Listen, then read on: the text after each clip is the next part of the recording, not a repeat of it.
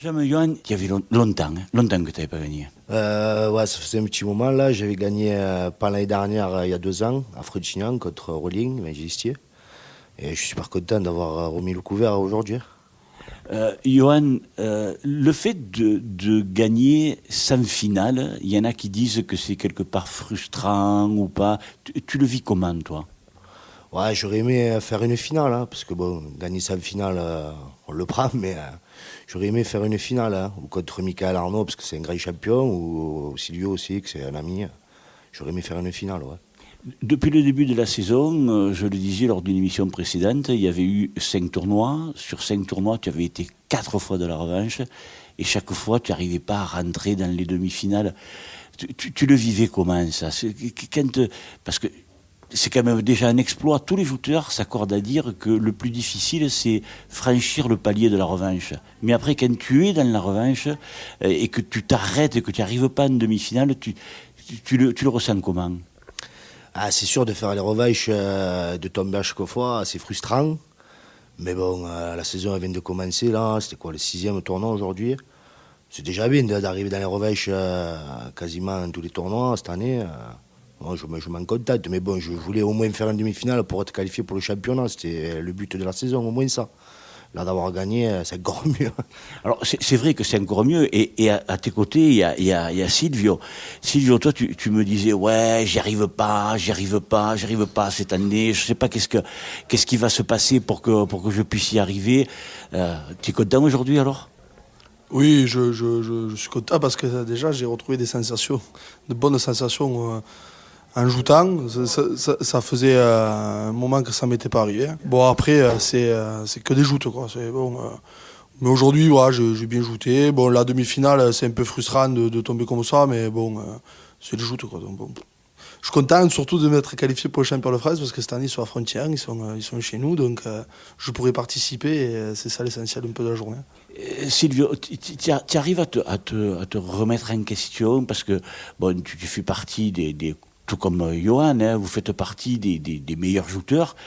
Et on en est au 6e tournoi, vous n'étiez pas qualifié. Et comme je le disais lors d'une émission précédente, il y a eu 5 tournois. Potentiellement, ça fait une possibilité de 20 joueurs qualifiés, puisque 5 x 4, ça fait 20. Et il y en avait 16 qui étaient qualifiés, plus le 17e, c'était Simon Caselli. Ce qui veut dire qu'il y avait Marc-Alexandre Granier, Benjamin Arnaud et Morgan Espinosa qui avaient pris 2 fois, qui étaient rentrés dans les 4 premiers. Vous vous disiez, vous, quelque part, tiens, comme tu m'as dit une fois, ouais, j'y arrive pas. Hein. Oui, bon. Après, tu te dis, tu prends le tournoi un par un, tu te régales de prendre le sac, d'aller n'importe où autour de l'étang d'auto pour te régaler jouer. Après, quand tu montes là-haut, enfin, je pense que tout le monde est dans cet état d'esprit, il faut être compétiteur. Mais je me prenais pas plus la tête que ça. Là où je me la prenais, c'est que je me régalais pas de jouer comme je jouais. Alors oui, tu te remets en question, tu te dis, quand tu montes, tu tombes toujours un peu devant, dans le trou, sur le plancher de l'autre, et c'est qu'à un moment donné, dans ta joute, il y a un souci, quoi. Mais tu te remets en question, pas pour le prix, mais tu te remets en question parce que tu te régales pas de tomber comme ça. Là, tu te régales un peu plus, quoi. Ouais, mais Sylvie, enfin, il faut dire que je crois que tu as pris 2 fois David April, tu n'es pas tombé contre des peintres non plus. Hein. Oui, c'est la deuxième fois, là j'ai repris David aujourd'hui, je l'avais déjà pris en phase éliminatoire en début de saison, j'ai pris Dalmon 2 fois, et après le Couteur et Sébastien Noguet à Frontières. Ouais. Mais bon, après, que si tu veux aller au bout et que tu les prennes au début à la fin, à un moment donné, il va falloir les jeter, les types. Hein. Donc voilà. Et pour toi, Johan, ça se passe comment? Tu t'es posé toi aussi des questions parce que ce cap-là, tu le franchissais pas? Non, je me suis pas posé des questions parce que moi je viens au joute pour me régaler d'avant tout. Je viens pas pour gagner. Enfin, je viens pour gagner les tournois. Enfin, j'espère pouvoir gagner, mais je viens pour m'amuser. Quand ça passe, ça passe. Quand ça passe pas, ça passe pas. Il y a des fois, je faisais là cette année, en l'occurrence, je faisais des revanches, je m'arrêtais aux portes des demi-finales à chaque fois. Mais bon, en lourd, j'avais déjà gagné un tournoi, j'ai fait des demi-finales, des finales, perdues aussi, à Agde, au Gros-du-Roi. Et là, aujourd'hui, ça m'a souri, tant mieux pour moi. Et pourtant, tu es presque un moyen. Hein. Alors, ouais, je suis presque moyen. Je Je me suis laissé entendre dire qu'on m'avait annoncé à plus de 5 kilos. Alors rectifie le tir. Ouais, je rectifie 93 kilos. Voilà. Ouais, je suis presque moyen, presque. Voilà. Et, au fait, en parlant de cette barre des moyens qui sont passés à 90, vous le vivez comment? Qu'est-ce que tu en penses? Fallait les laisser à 85? Fallait les faire monter à 90? Parce qu'à présent, des shooters qui ont marqué des points, il n'y en a que des shooters inférieurs à 85 kilos qui ont marqué.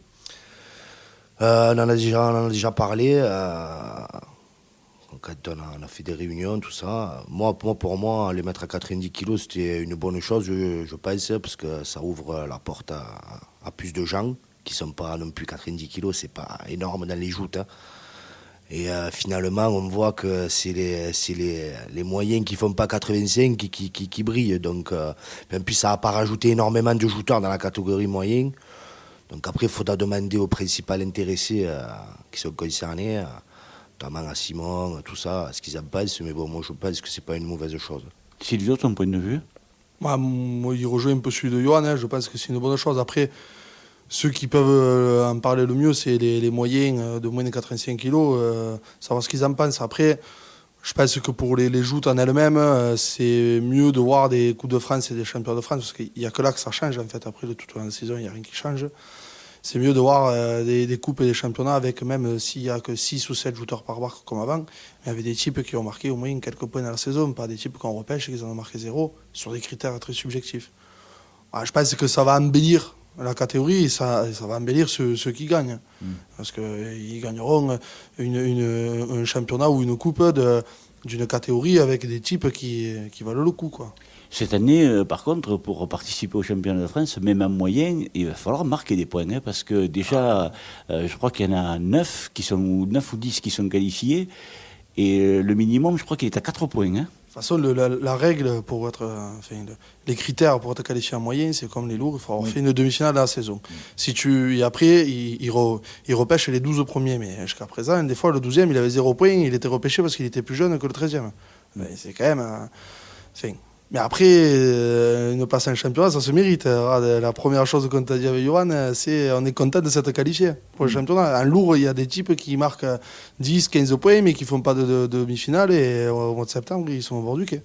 J'aimerais qu'on aborde avec vous deux un autre sujet qui est celui des tensions qui règnent et des gens qui disent ouais, moi je veux plus aller au jury, on se fait agresser, alors pas physiquement, mais verbalement. Les gens, bon, essaient, parce que personne n'est là pour enfader quelqu'un d'autre, et comme on dit, qu'est-ce que vous en pensez, vous? Alors c'est vrai que des fois, pris sur le coup, on peut avoir une réaction, dire mais comment vous le jugez? Parce que bon, vous êtes quand même 2 champions.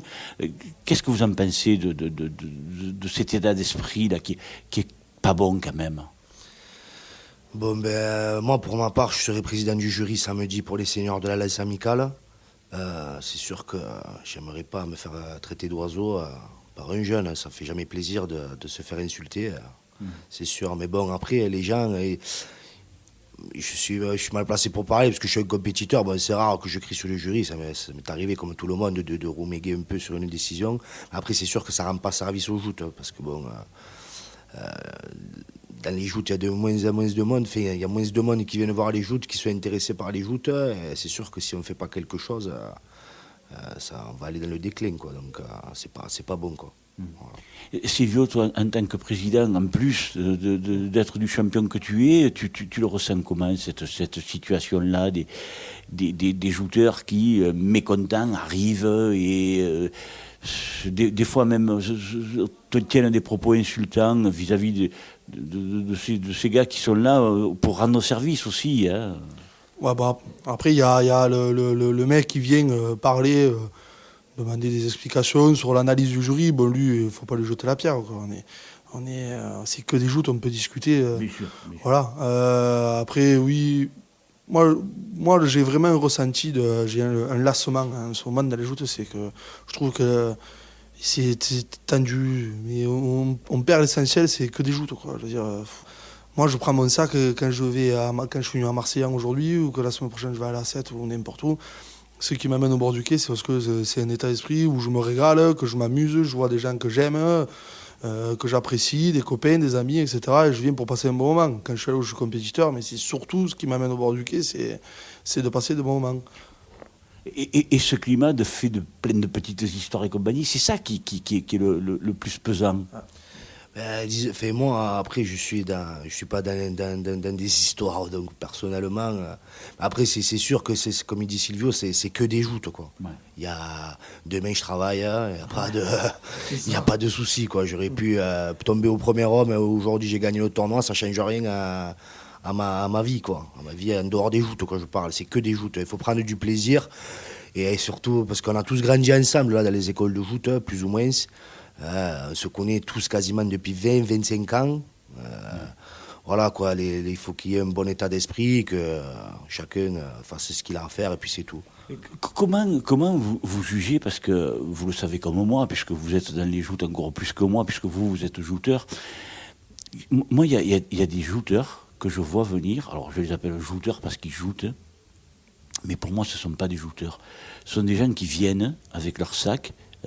Ils arrivent des fois demi-heure avant de jouter, des fois ils tombent et après ils repartent aussi secs.